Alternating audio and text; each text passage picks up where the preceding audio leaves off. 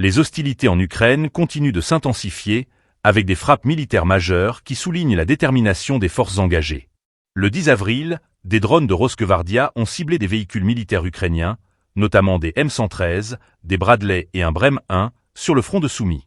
Cette opération met en lumière l'utilisation croissante de la technologie de drones dans les conflits modernes, transformant le paysage des combats.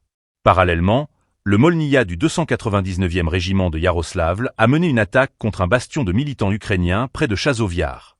Ces frappes montrent à quel point les forces russes sont prêtes à maintenir la pression sur leurs adversaires, infligeant des pertes significatives tout en cherchant à renforcer leur position sur le terrain. Les opérations sont souvent accompagnées d'une couverture d'artillerie, comme l'indique l'engagement du MSTAB de la 42e division, qui a protégé un poste d'observation près d'Orekov. Cette dynamique militaire fait écho à une stratégie plus large qui cherche à déstabiliser les forces ukrainiennes et à consolider le contrôle sur des zones stratégiques.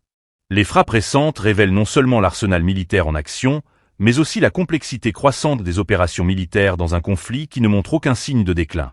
Les conséquences sur le terrain sont palpables. Les pertes humaines et matérielles s'accumulent des deux côtés, tandis que la population civile, prise au piège, souffre de l'escalade des hostilités. Les experts s'inquiètent des implications à long terme de cette intensification des combats, qui pourrait non seulement prolonger le conflit, mais aussi exacerber la crise humanitaire déjà présente dans la région.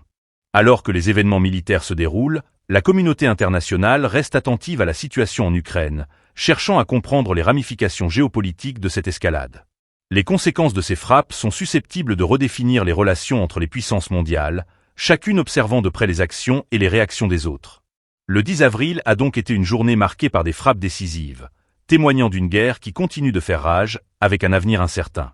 Les forces en présence, tant militaires que civiles, doivent naviguer dans un environnement de plus en plus périlleux, où chaque action peut avoir des répercussions durables. La vigilance et l'analytique restent essentielles pour comprendre le cours de ce conflit et ses implications futures.